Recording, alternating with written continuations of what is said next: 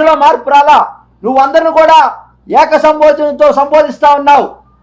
అసలు unparliamentary language మేము కూడా మాట్లాడలేం. అంత దారుణంగా చేస్తున్నప్పుడు నువ్వు వేషరత్తుగా క్షమాపణ చెప్పు. డిఎన్ఏకు ఒప్పుకో. తప్పకుండా నిజాలు నిగ్గుదేల్చండి. ఎవరి మీద అభియోగాలు మోపటం అనేది కాదు, రాజకీయంగా యూటర్న్ తీసుకోవటం కోసం కాదు. ఇదంతా కూడా స్పష్టంగా అమ్మాయికి మదన్ గారికి జరిగినటువంటి అన్యాయాన్ని వీళ్ళ పిల్లలందరిని దగ్గర చేర్చి దాని సొల్యూషన్ ఎతకడం కోసం మేము చూస్తా ఉన్నాం. తప్పుడు కూతలు కూయకుండా విజయసాయిరెడ్డి గారు నిన్ను ఏకవచన సంబోధన కూడా చేయట్లేదు మేము.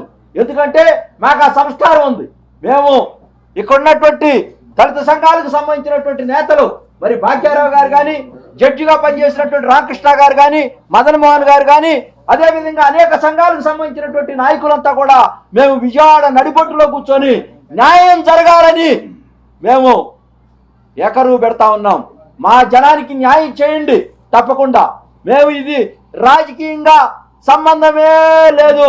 దీంట్లో స్పెసిఫిక్గా చెప్తా ఉన్నాం, ప్రత్యేకంగా చెప్తా ఉన్నాం. వాళ్ళు మట్టికి నిన్న విజయసాయిరెడ్డి గారు కులానికి అమ్మేసినటువంటి బ్లూ మీడియాలో వాళ్ళ పాంప్లెట్ లాగా ఉన్నటువంటి సాక్షి పేపర్లో సాక్షాత్తు నేను ప్రెస్ వాళ్ళని ఎక్కడా తిట్టలేదంటున్నాడు. నేను వీడియో ప్లే చేస్తాను, మొత్తం చూడండి. ఈ భారతదేశం ప్రపంచం అంతా చూసింది. అరే ఉదయ్, నువ్వు ఏ పత్రిక రా? రే మన ఇద్దరు ఇప్పుడు 4 సార్లు కలిసాం కదా, మనల్ని ఏమనుకుంటారు తెలుసా? ఏమనుకుంటారు అన్నారండి? జే అనుకుంటారు. అంటే ఆ జే గురించి అతనికి అంత తెలుసా? మాకే తెలియదు అది కేనా జేనా అని. ఆ జే అంటే అర్థం.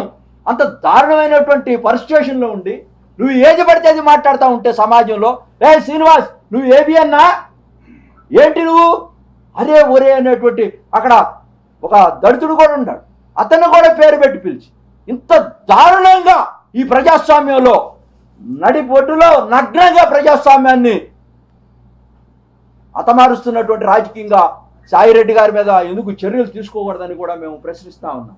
రేపు రాబోయేటువంటి రోజుల్లో దీన్ని ఉధృతం చేస్తాం, ముందుకు తీసుకెళ్తాం. తప్పకుండా చట్టపరంగా మరి రామకృష్ణ గారు ఇక్కడ నిష్ణాతులు, వారికి ఎన్నో అంశాలు తెలుసు. మరి ఉద్యమ పరంగా భాగ్యారావు గారు ఎట్లా దీన్ని ముందుకు తీసుకెళ్లాలో అందరికీ తెలిసినటువంటి అంశం. మరి చదువుకున్నటువంటి వ్యక్తి, విఘ్నుడు, మరి వారిని కూడా మరి మదన్ మోహన్ గారు వారు అసిస్టెంట్ ప్రొఫెసర్గా చేస్తా ఉన్నారు. వారు మరి ఈ కుటుంబాన్ని మనం రక్షించాలి కదా, మనందరం కలిసి. దీంట్లో కోడిగుడ్డు మీద ఈకలు బిగుతా ఉన్నారు. It's not correct. నేను చెప్తా ఉన్నాను, తప్పకుండా దీనికి మూల్యం చెల్లించుకోవాలా. నిజాలు ఏవైతే ఉన్నాయో నిగ్గుదేల్చండి. చట్టం వారు కూడా కోర్టులో డైవర్స్కి అప్లై చేస్తారు. మాకు ఒకటి ఉంది మా కులంలో, నేను అది మీకు చెప్పాలా ఫైనల్గా. ఇది సమాజానికి కూడా తెలియాలా. ఎందుకంటే పావుసారా అని పెళ్లి ముందు పెద్దలందరూ కూర్చొని ఓలి అవన్నీ కూడా వేసి పెద్దవాళ్ళందరూ కూర్చొని ఒక సిస్టమ్ ఉంది మాకు పెళ్లి చేసేటప్పుడు.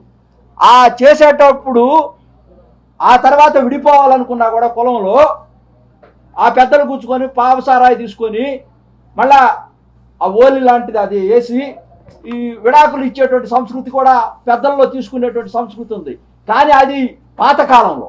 ఇప్పుడు ఆ అమ్మాయి అది చెబుతా ఉంది, మేము ఎక్కడో పెద్ద మనుషుల్లో కూర్చొని ఏదో తీసుకుంటా ఉన్నాం. చట్టానికి ఎవరు అతీతులు కాదు. ఇక్కడ గిరిజనులైనా హరిజనులైనా ఎవరైనా సరే, బీసీలైనా సరే, భారతదేశంలో ఉన్నటువంటి చట్టం అందరికీ అప్లికేబుల్లే. కానీ మా జాతిలో ఉన్నటువంటి ఆ ట్రెడిషన్, సాంప్రదాయాన్ని అడ్డం పెట్టుకొని, ఆ సాంప్రదాయాన్ని అడ్డం పెట్టుకొని ఆమె నాకు నా భర్తకి విడాకులు అయిపోయినాయి అని చెప్తా ఉంది. నో, విడాకులు కాలేదు. చట్ట ప్రకారం అయితే కోర్టుకు పోయి అన్ని టెస్టులు చేసి కౌన్సిలింగ్ ఇచ్చిన తర్వాత వీళ్ళిద్దరు యాక్సెప్టెన్సీతోనే కోర్టులు ఇచ్చేటువంటిదే విడాకులు ఫైనల్. ఆ చట్టాన్ని పరిగణలో తీసుకోవాలా. ఏదో కుల సాంప్రదాయాల ప్రకారం వీళ్ళు చదువుకున్నారు, చదువు లేని వాళ్ళు అయితే వింటారేమో కానీ ఇంకా సాంప్రదాయాలు ఎక్కడున్నాయి ఈ భారతదేశంలో? కట్టుబండలు ఎక్కడ లేవు. కోర్టులు కూడా ఇచ్చినాయి. గిరిజనులు 3 పెళ్లిళ్ళు చేసుకోవచ్చు అంటే గత కాలంలో అట్లా ఉండేటువంటి అంశాలు ఉన్నాయి. కానీ ఇప్పుడున్నటువంటి రాజ్యాంగం ప్రకారం మనం పొందుపరిచినటువంటి లా ప్రకారం సుప్రీంకోర్టు కూడా ఈ మధ్య ఫైండింగ్స్ ఇచ్చింది దాని మీద. అది అప్లికేబుల్ కాదు, 3 చేసుకోవటానికి లేదు. అది ఏదో ఆ యొక్క నార్త్ ఈస్ట్లో కొన్ని ప్రాంతాలకు అది అప్లికేబుల్, ఈ ప్రాంతంలో మైదాన ప్రాంతంలో అది అప్లికేబుల్ కాదని కూడా చట్టాలు చెప్తా ఉన్నాయి స్పష్టంగా. అమ్మా శాంతి, నువ్వు చట్టానికి లోబడి నీ కుటుంబాన్ని జాగ్రత్త చేసుకొని నీ భర్తతో సఖ్యతగా ఉండి అటువంటి అయ్యారాం గాడు గయారాం గాడు సుభాష్ రెడ్డి ఎందుకు వచ్చాడు మధ్యలోకి? అది విజయసాయి రెడ్డి గారు పెట్టినటువంటి ఒక పావు లాంటి వ్యక్తి. వీళ్ళందరూ కూడా నయవంచన చేసే అమ్మాయిని డబ్బులు ఆశ చూపించి ఎక్కడికో తీసుకెళ్ళినట్టుగా అనిపిస్తూ ఉంది ఎపిసోడ్లో అని నేను ఫైనల్గా చెప్పను. దీని మీద సిట్టేయాలి, నిగ్గు తేల్చాలా, సమాజంలో ముందుకు తీసుకెళ్లాలా. సంఘాలన్నీ ఏకమైనవి.